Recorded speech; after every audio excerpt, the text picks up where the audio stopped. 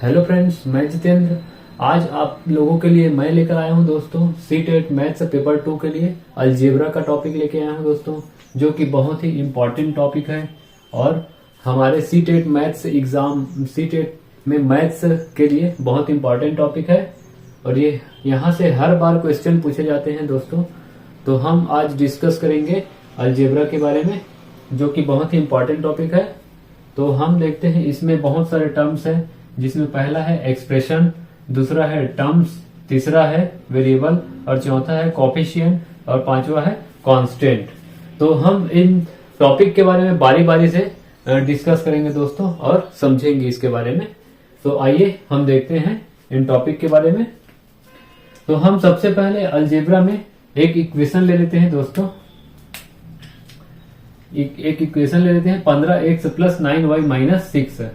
इन सभी को हम एक साथ एक्सप्रेशन बोलते हैं दोस्तों। इन सभी को हम एक साथ क्या बोलते हैं? एक्सप्रेशन।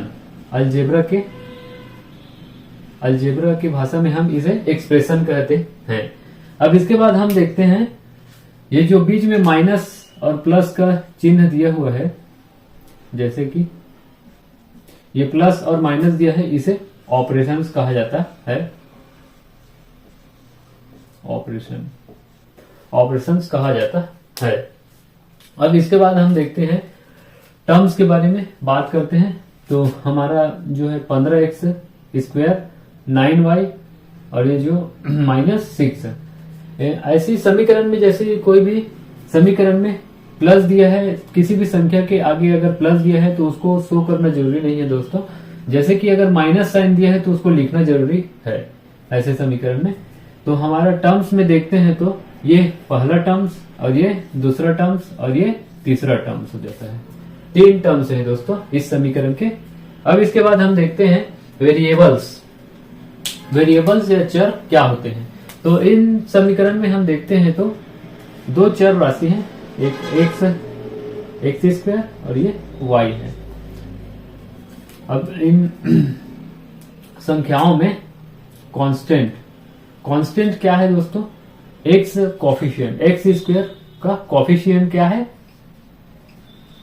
एक्स स्क्वायर का हम कोफिशिएंट देखते हैं तो एक्स स्क्वायर जो दिया है, जो वेरिएबल दिया है, जो चर राशि दिया है, उसके पहले संख्या क्या है? 15 है। उसके जो पहले दिया है संख्या उसको लिखना है 15। और उसी प्रकार यहां पर हम देखते हैं y का कोफिशिएंट क्या है? y का कोफिशिएंट बराबर हम देखते हैं तो 9 आया है। अब हम इन संख्याओं को हम जोड़कर भी लिख सकते हैं दोस्तों। 15 और 9 कितना होगा? 24 होगा। 24 आएगा। उसके बाद हम देखते हैं कांस्टेंट या अचर पद। अचर पद क्या होते हैं दोस्तों? ये जो हमारा लास्ट में दिया है, जिसमें ना ही कोई एक्स लगा है ना ही कोई वाई। चर पद क्या होता है दोस्तों? जैसे कि x हो गया, y हो गया, z हो गया, p हो गया, q हो गया, r हो गया। ये सभी संख्याएं जो है वेरिएबल्स में आते हैं। ये सभी जो है वेरिएबल्स में आते हैं।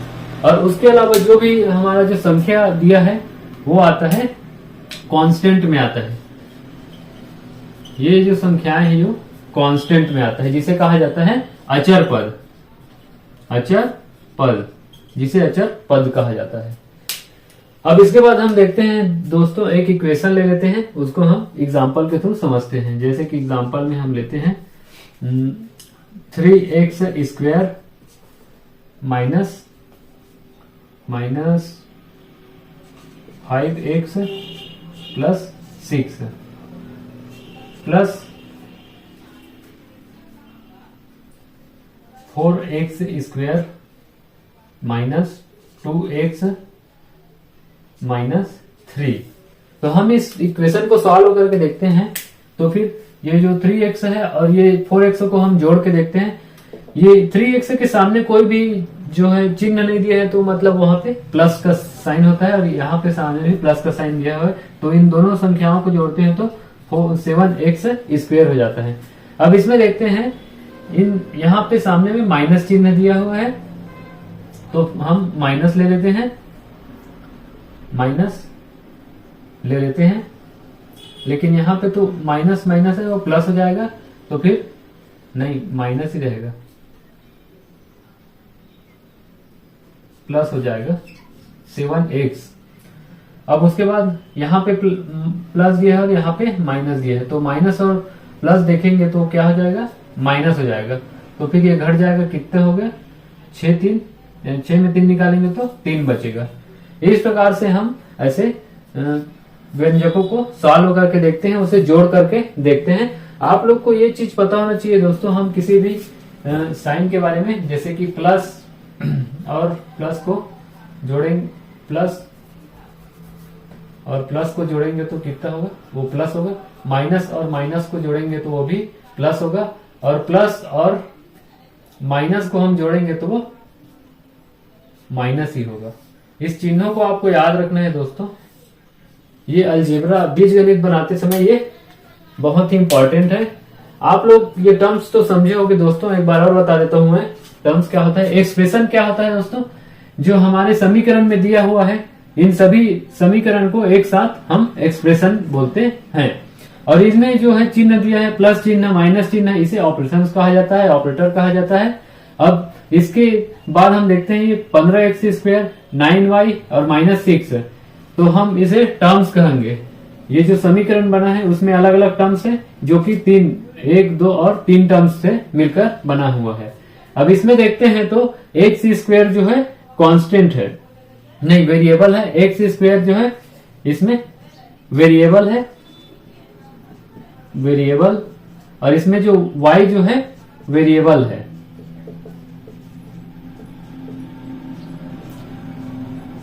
इसमें x² वेरिएबल है और इसमें y वेरिएबल है, और जो -6 दिया है वो कांस्टेंट है, जिसे अचर पद कहा जाता है। अब उसके बाद हम देखते हैं, हम किसी भी संख्या का, जैसे कि x का हम कॉफिशिएंट निकालते हैं तो क्या आता है 15। x² की जो पहले संख्या दिया है उसे हम कॉफिशिएंट कहते हैं, और उसी प्रकार हम y का देखते हैं कॉफिशिएंट तो 9 आता है। अभी हम इन दोनों संख्याओं को जोड़कर देखते हैं तो 24 आता है। और अब हम इस समीकरण को एग्जाम्पल के थ्रू समझते हैं, जैसे कि 3x² -5x + 6 + 4x² -2x - 3। अब हम जैसे कि यहाँ पे प्लस है और यहाँ पे प्लस है, इन दोनों को जोड़ देते हैं तो 4 और 3 7x²।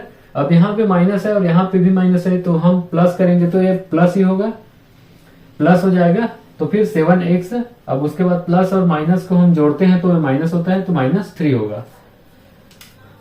आई होप दोस्तों ये टॉपिक आप लोग को समझ आया होगा, ये टर्म्स आपको अच्छे से समझ आया होगा। अब हम इसका MCQ करेंगे, जिससे आपको अच्छा। अब हम इस टॉपिक को हम क्वेश्चन के थ्रू समझते हैं दोस्तों, देखते हैं MCQ के थ्रू। हमारा पहला क्वेश्चन है, निम्न गुणनफल में अचर पद क्या है। तो हमारा क्वेश्चन है दोस्तों 2x² - 3x - 9/x into 7/x - x। तो हम इन संख्याओं को आपस में गुना करके देखते हैं दोस्तों। तो फिर हम सबसे पहले तो इन संख्याओं को हम इंटू करके देखते हैं, जैसे कि इसमें हम x का गुना कर देंगे तो फिर 2x का पावर 3 माइनस इस x के साथ 3x² माइनस 9। अब इसके बटा में हम दोस्तों x लिख देते हैं, हम LCM ले रहे हैं। इन दोनों में हम देखते हैं तो x कॉमन निकला है जो कि नीचे में है, हम उसको LCM लेते हैं, इंटू करके देखते हैं तो फिर 7x नहीं 7/x माइनस x²। यह 2x² को x के साथ, तो 2x का power 3 minus 3x² minus 9/x। हम x को दोनों तरफ LCM लिए हैं दोस्तों, जो कि कॉमन है। अब उसके बाद हम देखते हैं तो 7 माइनस x² इंटू हो गया तो बाय x। अब इसके बाद हम नेक्स्ट स्टेप देखते हैं, उसमें हम इन दोनों का गुना करेंगे दोस्तों। तो हम देखते हैं पहले तो सबसे पहले हम इन दोनों में x दिख रहा है तो हम x² 1/x² को हम बाहर निकाल देते हैं। उसके बाद हम कोष्टक के अंदर इन दोनों संख्याओं का इंटू करेंगे समीकरण का, तो फिर 7 दूनी 14 एक्स क्यूब माइनस साइन है दोनों में तो माइनस 7 या 21 एक्स स्क्वायर माइनस 7 9 सत्ते 63 उसके बाद माइनस एक्स स्क्वायर और 2 के साथ गुना होगा तो 2x का पावर 5 होगा। अब ये माइनस और ये माइनस प्लस हो जाएगा दोस्तों, तो फिर 3x का पावर 4 हो जाएगा। उसके बाद माइनस है तो प्लस हो जाएगा, तो फिर 9x स्क्वायर।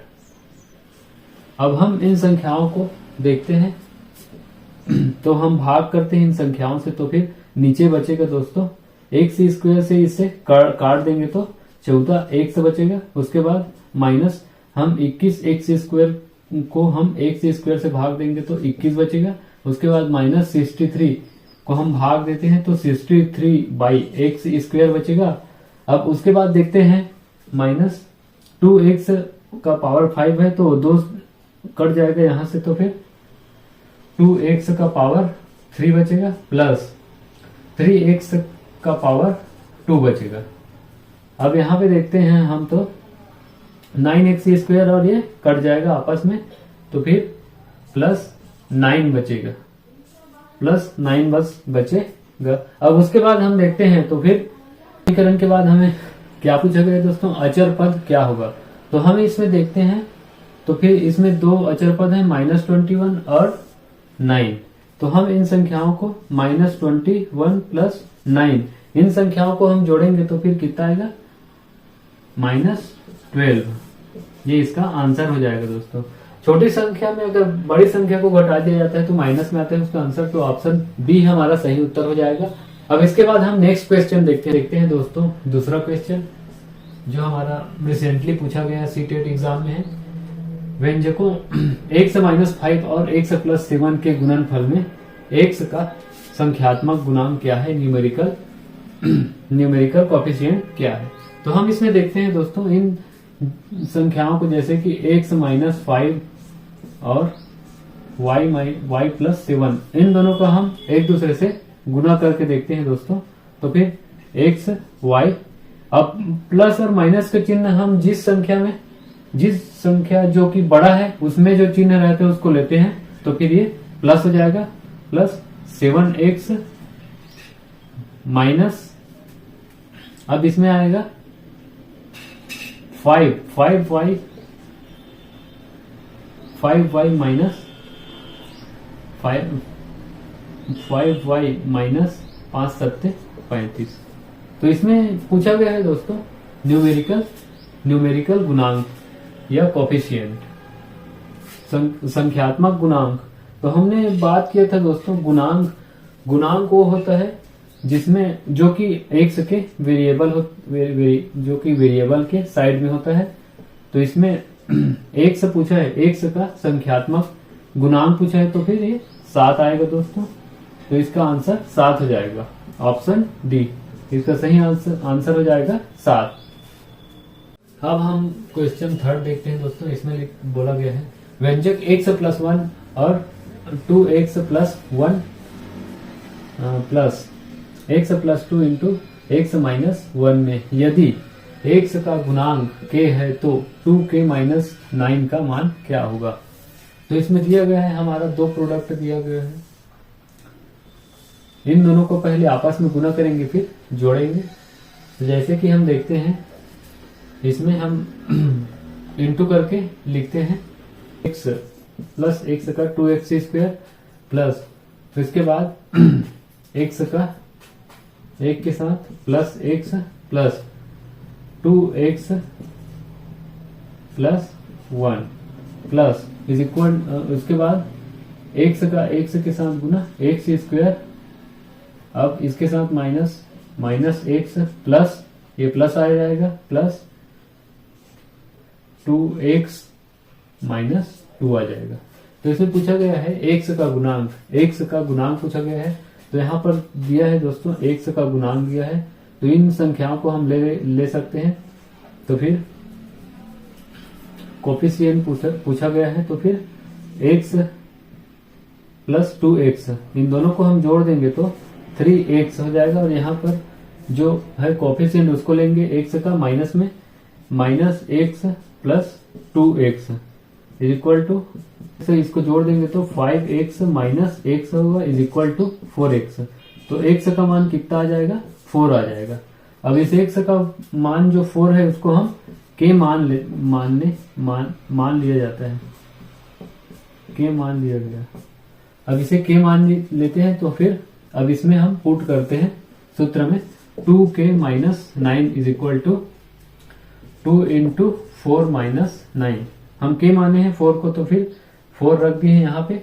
और 2 चौके 8 minus 9 is equal to minus 1। हम 8 में 9 घटाएंगे तो माइनस 1 प्राप्त होगा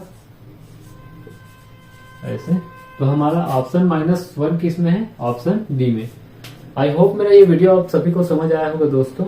वीडियो अच्छा लगे तो लाइक और सब्सक्राइब जरूर कीजिए दोस्तों। धन्यवाद।